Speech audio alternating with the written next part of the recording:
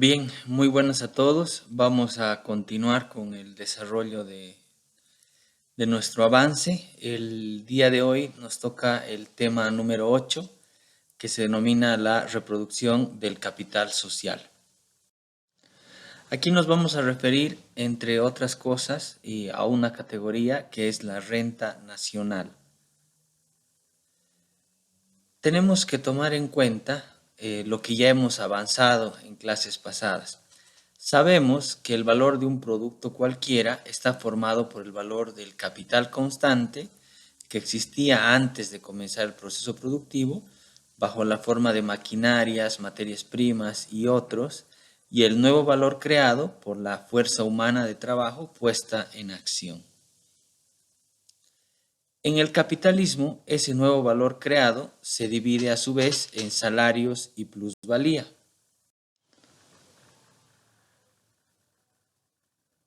Así tenemos entonces el valor de una mercancía o producto.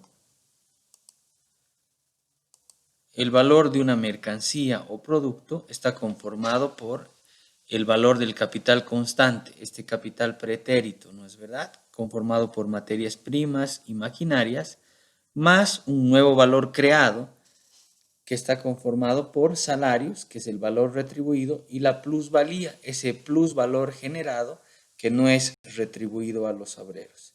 Es el total del valor de la mercancía, ¿no? Por eso decimos, el valor de la mercancía o producto está conformado por el valor del capital constante, materias primas y maquinarias, y el nuevo valor creado conformado por salarios y plusvalía.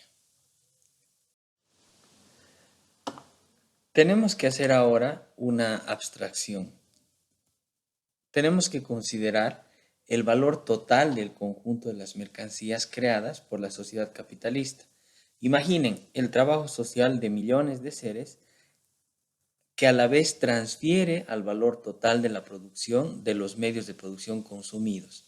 Crea un nuevo valor del cual solo una parte es devuelto a la clase trabajadora, con el resto se quedan para sí capitalistas. Entonces, el valor global de las mercancías creadas por el trabajo social durante el lapso de un año recibe el nombre de Producto Social Global.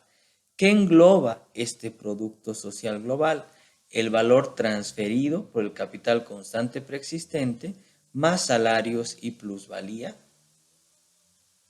De nuevo, el Producto Social Global es el equivalente al valor transferido por el capital constante preexistente más salarios y plusvalía.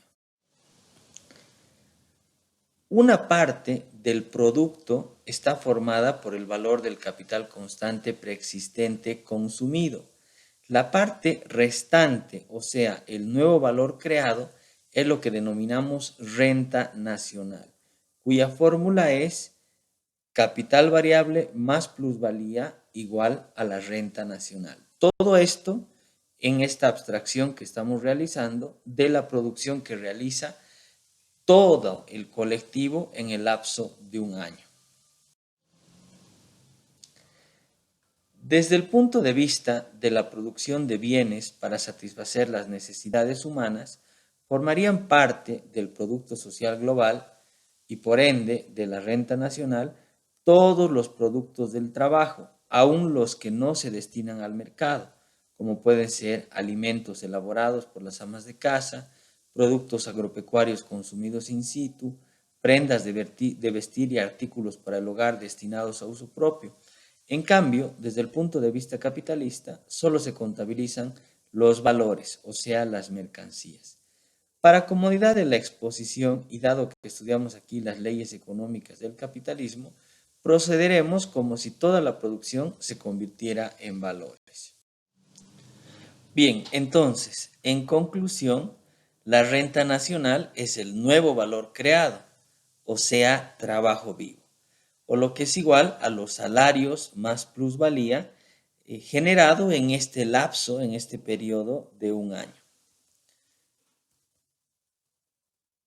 De igual forma, o por razonamiento en contrario, podemos decir que el Producto Social Global es igual a la renta nacional más el valor anterior transferido, ese trabajo pretérito, es decir, la suma de capital constante y de capital variable, solamente que estamos hablando de lo que se produce en este periodo de un año. Repito, renta nacional es el nuevo valor creado, o sea, trabajo vivo en este lapso de un año. Y el Producto Social Global es igual a la renta nacional más el valor anterior transferido, es decir, el trabajo pretérito. Sobre el sistema capitalista, el autor que estamos siguiendo, Marcelo Isacovich, señala lo siguiente. En el sistema capitalista, el trabajo pretérito cristalizado, al ser propiedad de una clase determinada y que solo una parte del valor creado se distribuya como salarios y que la plusvalía se convierta en ingresos de industriales, comerciantes, terratenientes, banqueros y otros, solo indica cómo se distribuye el valor creado y los bienes en los cuales se encarna, pero tal cosa nada tiene que ver con la fuente de dicho valor, que como sabemos es el trabajo.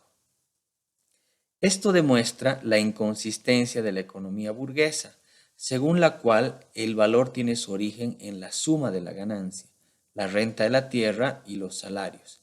Consciente o inconscientemente, confunden el reparto del valor con su creación. Así entonces, Isakovich señala de manera clara que el reparto de la plusvalía nada tiene que ver con la creación de este ingreso que se genera y que es apropiado por los capitalistas. Lo que establece una injusticia, siendo la causa de esta la propiedad privada de los medios de producción, lo que determina que la mayor parte de este valor no revierta en beneficios para los trabajadores que crean las mercancías y que se apoderan gratuitamente de ellas las clases parasitarias y explotadoras. En cualquier tipo de sociedad, una parte de la renta nacional no puede ser distribuida como ingresos, pues es necesario realizar obras públicas. En este sentido, una parte de la renta nacional tendrá que ser destinado al Estado para la construcción de caminos, puertos, instalaciones o servicios como la educación y la sanidad. Ello impone una redistribución forzosa de la renta a favor del Estado que se realiza fundamentalmente a través de los impuestos. Y adivinen sobre quién recaen los impuestos fundamentalmente. Los impuestos recaen sobre los trabajadores. En la sociedad clasista, el Estado es a la vez un aparato represivo destinado a servir a los intereses de las clases poseedoras y a asegurar su dominación. Por medio de los impuestos al consumo, se hace recaer el peso fundamental de los gastos del Estado sobre las espaldas de la clase trabajadora. Esto ustedes analicen si será del todo equivalente en nuestra realidad cuando vemos que existen, por ejemplo, impuestos al valor agregado, impuestos a las transacciones, impuestos a las utilidades de las empresas, ¿no? Hay que analizar también un poco la coyuntura. Otra parte del presupuesto estatal capitalista se cubre con la inflación, que es un impuesto encubierto, ya que reduce incesantemente el poder adquisitivo de los salarios. Cuando la economía burguesa toma como índice de la riqueza de una nación la cifra del ingreso per cápita, está ocultando que por obra de las relaciones de producción y distribución vigentes, un aumento de la riqueza nacional puede muy bien coincidir con una agravación de la miseria popular, por lo que ya habíamos mencionado, al gravar con impuestos a los mismos trabajadores. El producto del trabajo social puede destinarse al consumo o a la acumulación. Pero el trabajo humano solo puede acumularse cuando se cristaliza en bienes durables, cuya utilidad se prolonga en el tiempo. lo que vendría a ser el capital. Entonces, el capital es trabajo acumulado que obligatoriamente debe tomar la forma de un valor perdurable. Por lo tanto, cuanto mayor duración tiene una mercancía, más se presta para funcionar como capital. Los ingresos que se destinan a elevar el capital constituyen el llamado fondo de inversión o fondo de acumulación. El resto forma el llamado fondo de consumo. La clase trabajadora se ve obligada a consumir de inmediato la casi totalidad de su salario. Solo las clases dominantes están en condiciones de acumular. Para esto tendríamos que analizar los ingresos de los trabajadores que muy dificultosamente van a poder realizar ahorros. Y si hacen ahorros, el dinero que estos depositan en los bancos también sirve para generar mayor plusvalía a través de los préstamos y el cobro de intereses bancarios. La acumulación puede tomar forma de ahorro o inversión. Es ahorro cuando su titular no lo emplea en un proceso industrial o comercial. Pero la mayor parte del ahorro se deposita en los bancos, lo que decía anteriormente, y a través de los préstamos es cedido a las empresas capitalistas. De esta manera, la burguesía utiliza para sí hasta los ahorros de la clase trabajadora. Con estos antecedentes nos corresponde hablar de lo que es la reproducción del capital social. La humanidad como condición de existencia necesita reproducir constantemente lo que consume. Debe reponer tanto los medios de producción como los medios de vida. En la sociedad capitalista, este proceso toma la forma de reproducción del capital. Debe reemplazarse tanto el capital constante, materias primas, maquinarias, elementos de transporte, como el capital variable, o sea, el que adquiere bajo la forma de salarios. Los productos de consumo para la subsistencia de la clase trabajadora. Una parte de las mercancías, por su forma material, solo es apta para el consumo productivo. Nos estamos refiriendo a los medios de producción. Otra parte, como los medios de subsistencia, solo es apta para el consumo final, el conjunto de las mercancías, o sea, el producto social global. Puede clasificarse por su forma material en medios de producción y bienes de consumo. En consecuencia, podemos dividir la producción en dos grandes sectores. Sector 1, el que produce medios de producción, por ejemplo, una acerera, y el sector 2, que produce bienes de consumo, una industria lechera, ¿no?, que produce leche para la satisfacción de las necesidades alimenticias de la población. El capital social es la suma de capitales individuales que se emplean en las más diversas actividades. Por lo tanto, la reproducción del capital social debe realizarse a través del continuo y vertiginoso fluir de las mercancías. Hablemos entonces de la reproducción simple. Se llama así cuando el monto del capital social se mantiene invariable, lo que equivale a decir que todo el nuevo valor creado es destinado al consumo. Si la renta nacional se consume totalmente, es lógico, es obvio, que no podrá haber acumulación a nivel social. Analicemos un ejemplo numérico.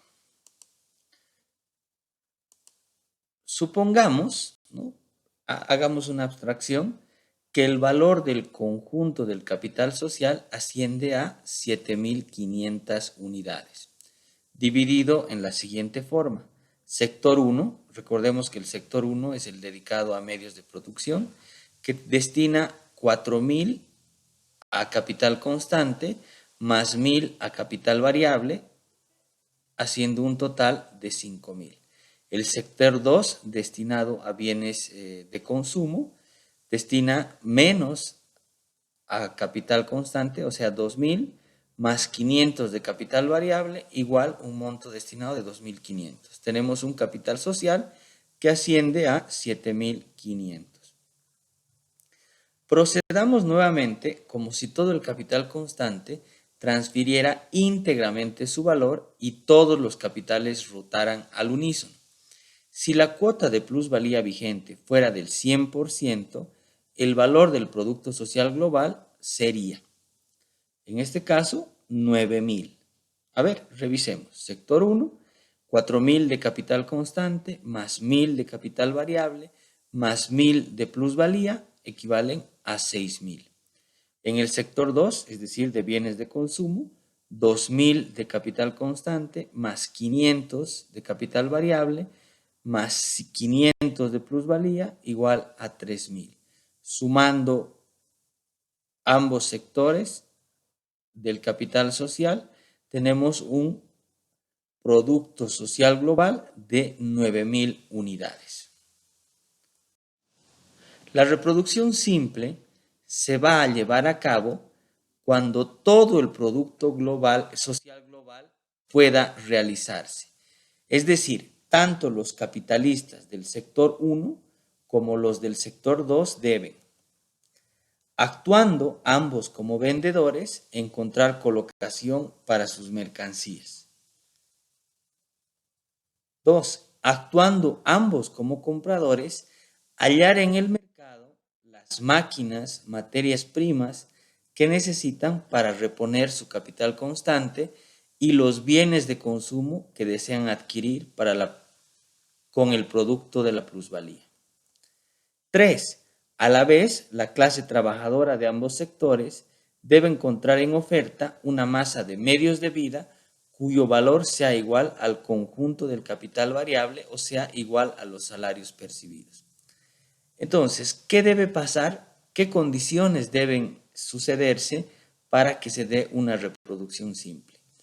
Actuando ambos como vendedores de ambos sectores, encontrar colocación para sus mercancías.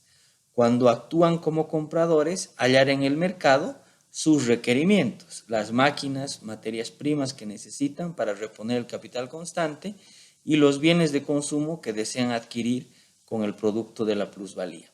Y a la vez, la clase trabajadora del sector 1 y del sector 2 deben encontrar una masa de medios cuyo valor sea igual al conjunto del capital variable o sea igual a los salarios percibidos. De esta manera puede realizarse todo el Producto Social Global y se va a producir una reproducción simple. Analicemos lo señalado anteriormente respecto a las condiciones para la reproducción simple. Es evidente que el capital constante del sector 1, es decir, del sector de medios de producción, sea cual fuere su monto, se repone siempre con productos de su mismo sector, dado que tanto el capital constante como el producto final de dicho sector son por su forma material medios de producción. 2. Lo mismo sucede con el capital variable y la plusvalía del sector 2, bienes de consumo, con cuyo valor se adquieren medios de consumo producidos dentro del mismo sector. 3. Por el contrario, cualquiera que sea el valor del capital variable y la plusvalía del sector 1, ambos se han materializado en forma de medios de producción y deben cambiarse por bienes de consumo. Lo mismo sucede con el capital constante del sector 2, que se ha materializado en forma de bienes de consumo y debe cambiarse por medios de producción. Aquí existe una necesaria relación entre sectores. Por lo señalado anteriormente, podemos arribar a una fórmula de la reproducción simple, es decir, a una síntesis de lo expresado con las condiciones materiales que se puedan generar para que ésta pueda darse.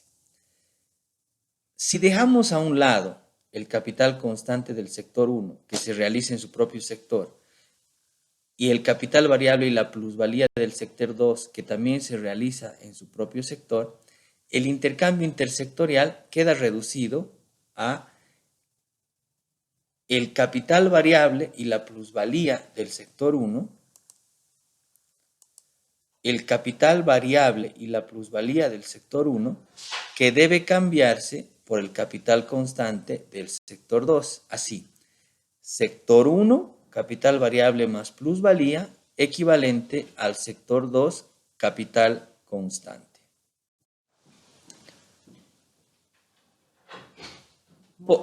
Por lo tanto, para que el Producto Social Global pueda realizarse en su totalidad, permitiendo así la reproducción simple del capital social, sin disminución ni aumento, no olvidemos que esta es una reproducción simple, en la cual todo el Producto Social Global se realiza, es decir, todos los bienes se intercambian, tanto los medios de producción como los bienes de consumo, es condición indispensable que el valor del capital variable más la plusvalía del sector 1 sea igual al valor del capital constante del sector 2, o sea, la siguiente fórmula, ¿no? ¿Qué quiere decir?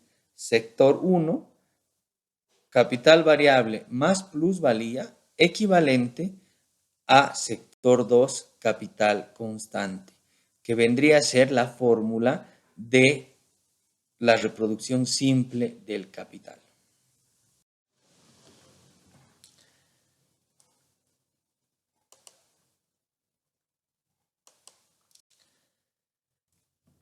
Veremos ahora qué pasaría si no se diera la condición necesaria para la reproducción simple, o sea, que el capital variable y la plusvalía del sector 1 fuese mayor o menor al capital constante del sector 2. Es lo que vamos a llamar reproducción ampliada. Reproducción ampliada. A ver, veamos. Si fuera menor, por ejemplo, tenemos sector 1, capital variable más plusvalía igual a 2.000 unidades. Y el capital constante del sector 2 igual a 2.500. ¿Cuál es la consecuencia? En este caso, una parte del capital constante del sector 2, es decir, estos 500, no se podrían reponer y al año siguiente la producción descendería inevitablemente, porque el sector 2 no podría adquirir 500 unidades de medios de producción del sector 1. Queda por analizar qué sucedería si fuera mayor. Por ejemplo, tenemos el sector 1, capital variable más plusvalía igual a 2.000 y el sector 2, capital constante igual a 1.500. Por lo tanto, una parte de la plusvalía no podrá ser cambiada por bienes de consumo, sino que forzosamente deberá ser utilizada para la adquisición de medios de producción. Es inevitable que una parte de dicha plusvalía, en nuestro caso, se cambie por medios de producción y se incorpore al capital social, desarrollando así las fuerzas productivas. De este modo, la reproducción queda finalizada. El nuevo ciclo comenzará con un aparato productivo expandido como consecuencia del crecimiento del capital constante. Ello arrojará mayor plusvalía relativa. La cuota de plusvalía, que en nuestro ejemplo era del 100%, se elevará, digamos, al 110%. Veamos el modelo. De acuerdo a lo señalado anteriormente, nuestra cuota de plusvalía, en este caso, equivaldrá al 110%. Veamos.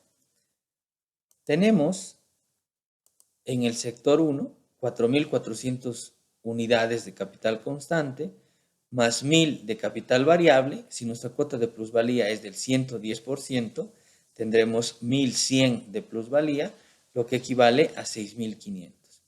En el sector 2 tendremos un capital constante de 1.600 más 750 de capital variable, y como tenemos una cuota de plusvalía del 110%, la plusvalía será de 825, haciendo un total de 3.175.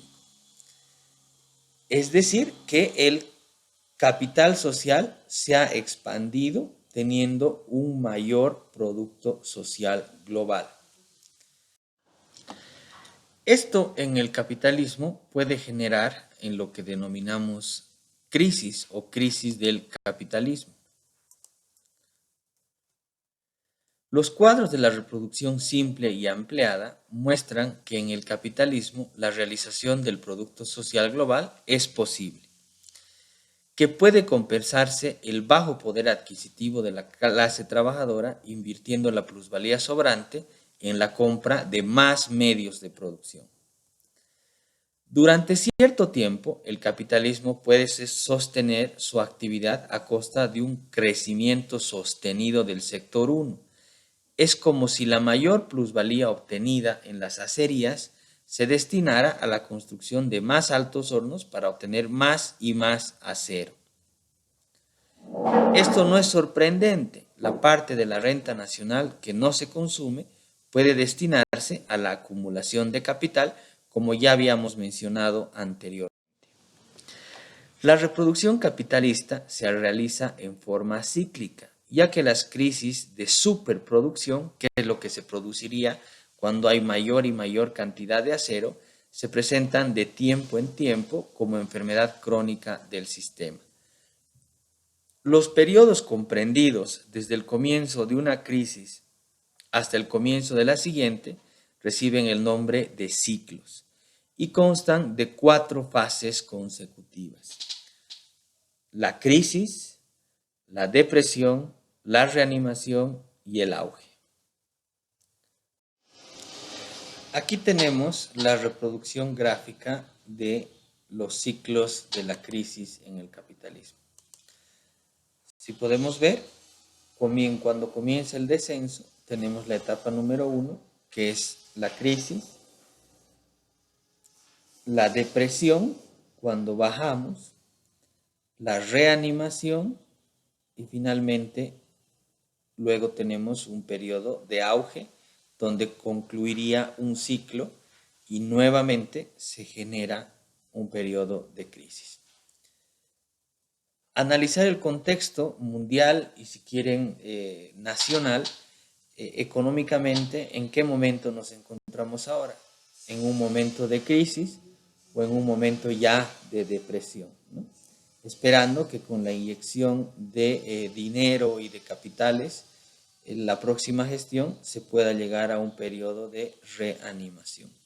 Pero estas son las crisis que se dan en el capitalismo, producto de la sobreproducción o superproducción por la inversión de capital variable y la plusvalía, sobre todo, en el sector 1 como medios de producción. Es decir, como no se puede realizar con bienes de consumo, se lo invierte en medios de producción y se genera una superproducción, lo que va a generar un auge, pero posteriormente no se va a poder satisfacer las necesidades de esos trabajadores y entramos en un periodo de crisis y de depresión.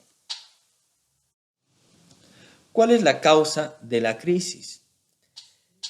Surge una contradicción antagónica entre la índole de la producción y la forma de la apropiación de sus resultados, que se refleja en la discordancia de las relaciones capitalistas de producción con el carácter social de las fuerzas productivas. Es decir, la apropiación privada de los medios de producción y el carácter social de la producción. Al concentrar en fábricas millones de obreros y socializar el proceso del trabajo, el capitalismo da a la producción un carácter social, pero el resultado del trabajo es apropiado por unas pocas personas, los capitalistas. Este es el análisis que hace Marx. Esta contradicción fundamental del capitalismo, que es la contradicción entre el carácter social de la producción y la forma capitalista privada de la apropiación, se manifiesta en la anarquía de la producción y en el retraso entre la demanda solvente de la sociedad y de la ampliación de la producción, y conduce a destructoras crisis económicas.